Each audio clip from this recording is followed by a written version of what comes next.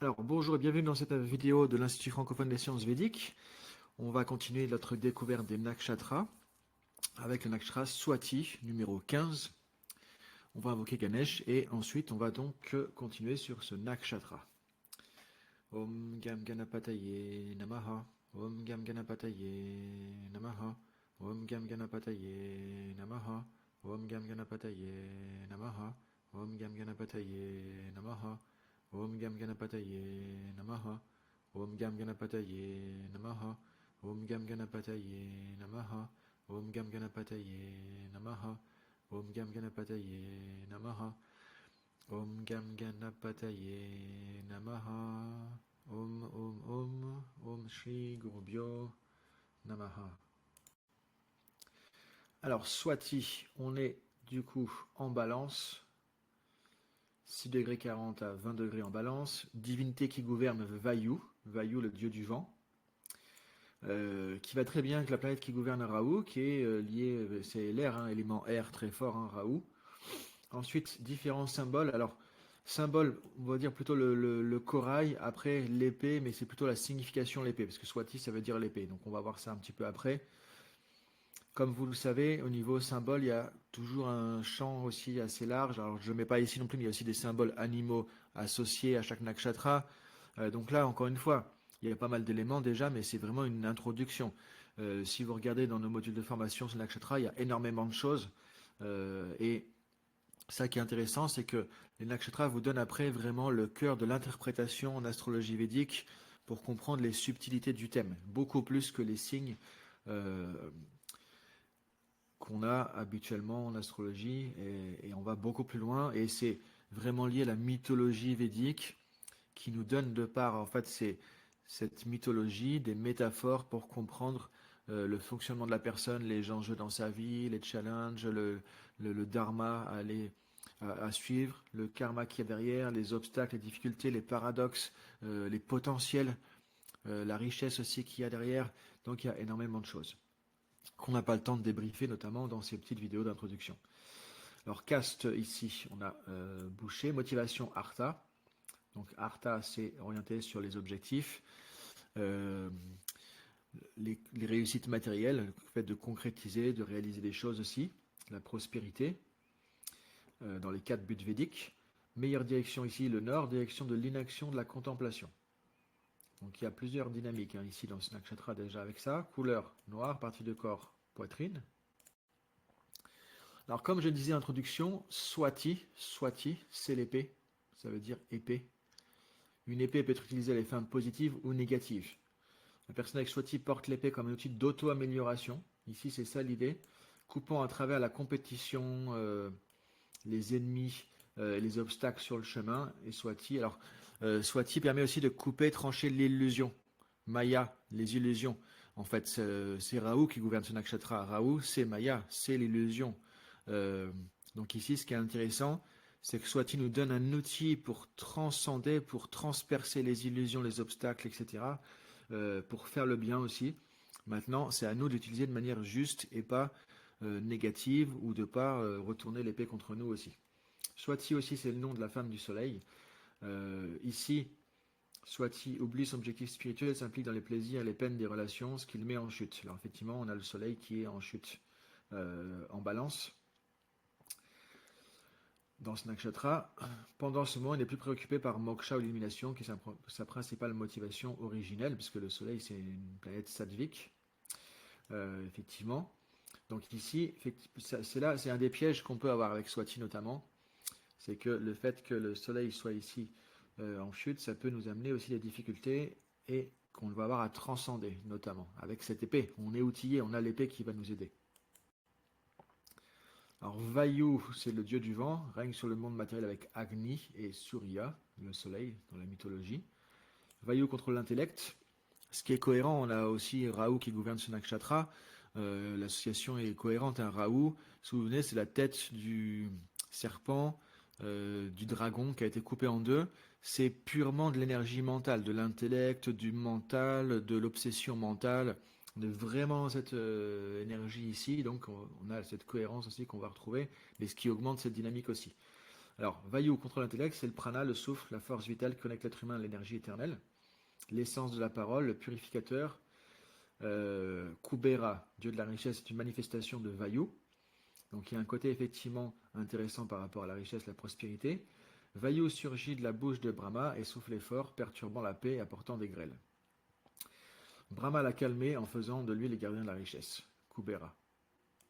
Ça indique que quand l'individu arrive à préserver ce qu'il crée, il produit encore plus car son énergie est bien utilisée. Sinon, il peut devenir agité et se livrer à un comportement destructeur. Ce que je disais aussi, attention à ne pas retourner l'épée contre soi. Un exemple au niveau de la richesse, de la prospérité qu'on peut créer ici, et d'ailleurs, Swati va nous aider à dépasser les ennemis. On a Bill Gates. Bill Gates, à un moment donné, il y avait une loi antitrust aux États-Unis contre Microsoft. Il y a un procès énorme qui a été lancé. Alors, il était dans un bon d'achat, il était dans une période planétaire qui l'a protégé. Il aurait pu tout perdre et Microsoft aurait pu être vraiment bloqué. Ça aurait pu être une catastrophe quand il a été attaqué par des juges pour trust, justement, où Microsoft était considéré comme bloquant la concurrence. Mais Swati aussi nous donne l'épée pour battre les ennemis, pour battre la compétition. Donc, si on sait bien utiliser cette énergie, l'intellect, Bill Gates c'est un bon exemple aussi au niveau de l'intellect, du coup, on peut arriver à faire des choses intéressantes et à protéger ce qu'on a fait. Effectivement, donc c'est l'homme le plus riche du monde. Vayu peut avoir une forme douce, une forme très destructrice.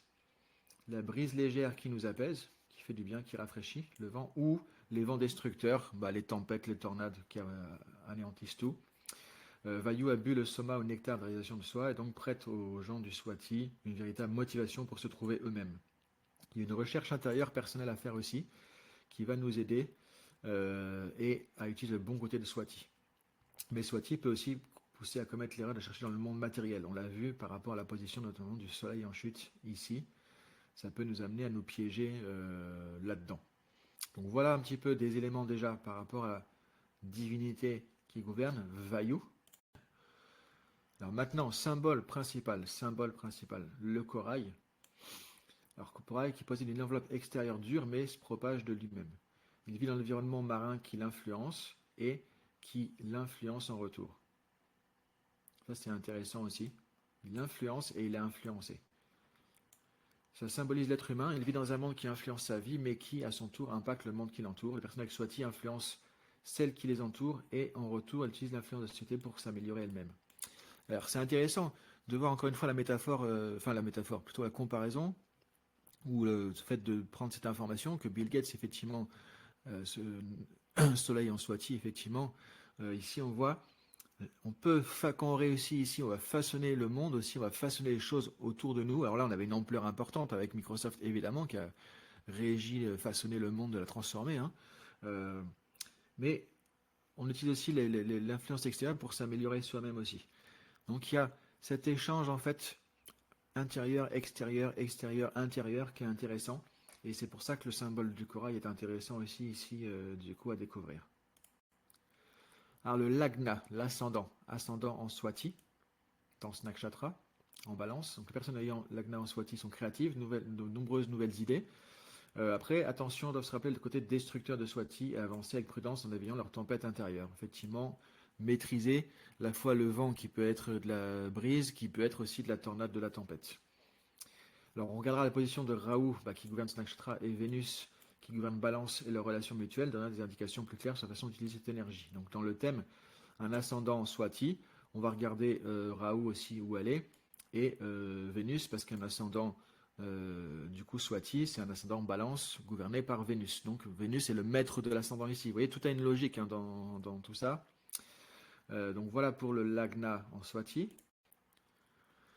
Maintenant la Lune. La Lune, on rappelle, c'est Manas, c'est le mental, c'est l'esprit, c'est les émotions, c'est aussi la relation avec les autres, le côté social, sociabilité, influence avec les autres. Alors ici, les personnes avec la Lune en Swati vivent dans leur propre monde et ont la capacité d'influencer leur entourage, mais elles ne doivent pas oublier que les autres peuvent également les influencer et influencer leur environnement bien établi. Elles peuvent être très raffinées, avec un côté rugueux sous-jacent. En tant que premier maître du Dasha, alors effectivement de Dasha, Rahu encouragera une personne avec l'ambition, le succès, mais peu de choses la satisferont. Effectivement, il y a un peu ce côté insatisfaction aussi, mais encore une fois, qui peut être utilisé à bon escient. Parce que ça, c'est Rahu. Insatisfaction est toujours plus. toujours plus, ça c'est du Raoult. Mais ça peut être bénéfique. Tout dépend encore une fois comment on l'utilise et comment on arrive à canaliser cette énergie très forte ici de Raoult. Une personne peut courir après de nombreuses ombres sans en attraper aucune. Une enfance sur le Raoult peut être très incertaine où l'on mène une vie non conventionnelle avec de nombreux hauts et bas. Donc par rapport à la Lune en Swati, maintenant le Soleil en Swati, comme on l'a dit, il est affaibli, il ne va pas bien fonctionner totalement.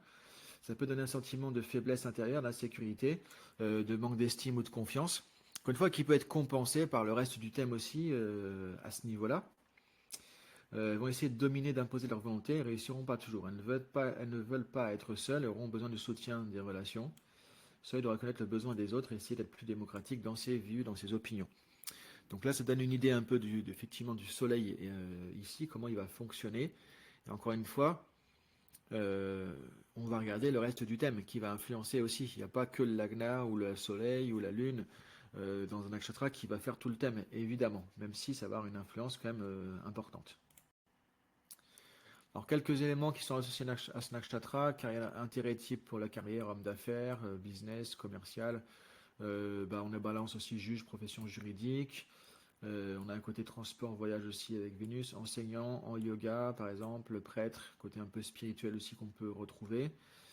Problèmes associés de santé associés type aussi eczéma, hernie, problème de peau, rein, attention intestin, vessie aussi. Bon ça, tout ça c'est plus à zoomer en astrologie médicale.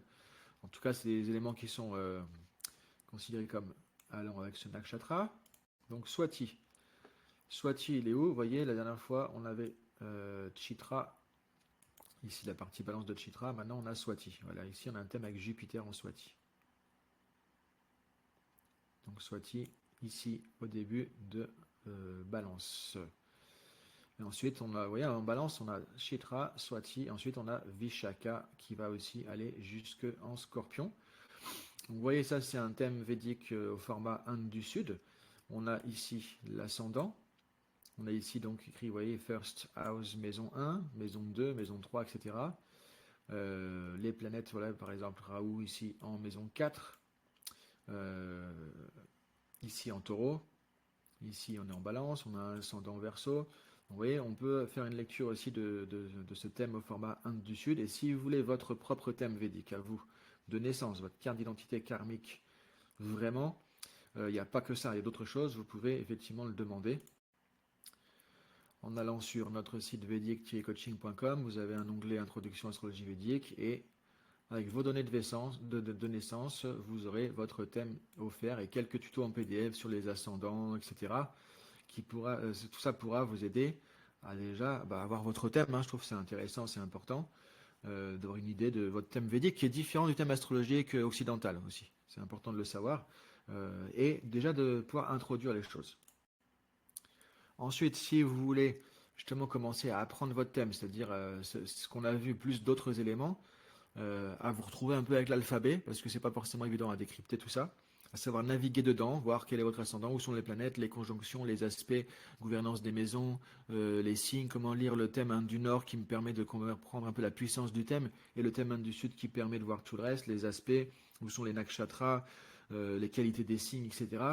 Donc, déjà des très bonnes fondations pour commencer.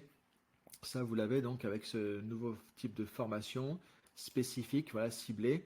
Apprendre à lire son thème védique et notamment ici, vous avez quand même des éléments vidéo et PDF en e-learning, plus le live en visio pour vos questions-réponses et démonstrations avec pas mal de thèmes. Donc ça, c'est le 10 février.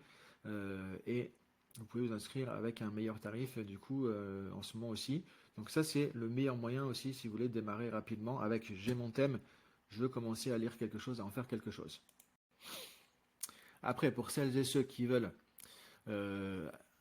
approfondir et avoir une formation complète sur toute l'astrologie védique, on a la formation évidemment certifiante du docteur David Frawley, avec ici l'exemple du certificat, 100% en ligne ou en ligne avec des séances en visio aussi, selon le format que vous préférez. Et là, vous avez 3 modules, vous avez énormément de contenu. On considère que quand vous avez fait ça, ça fait une équivalence sur le certificat, c'est mentionné 300 heures de formation en astrologie védique. Donc il y a beaucoup de choses et c'est certifiant. Donc ça peut être soit pour vraiment aller en profondeur, soit pour vous professionnaliser si vous avez envie d'accompagner d'autres personnes aussi en astrologie védique. Et vous pouvez zoomer sur l'astrologie védique médicale cette fois, avec une formation spécifique qu'on a aussi du coup à côté. Donc voilà pour cette vidéo du jour. Je vous dis à très bientôt. Si vous avez la moindre question, vedic-coaching.com contact ou en commentaire. Et n'oubliez pas, pensez aussi que sur notre site vedic-coaching.com, il y a un blog avec une trentaine, peut-être même déjà plutôt une quarantaine d'articles sur l'astrologie védique, les sciences védiques. Et donc vous avez déjà beaucoup de contenu intéressant pour pouvoir explorer. Bonne journée et à très bientôt.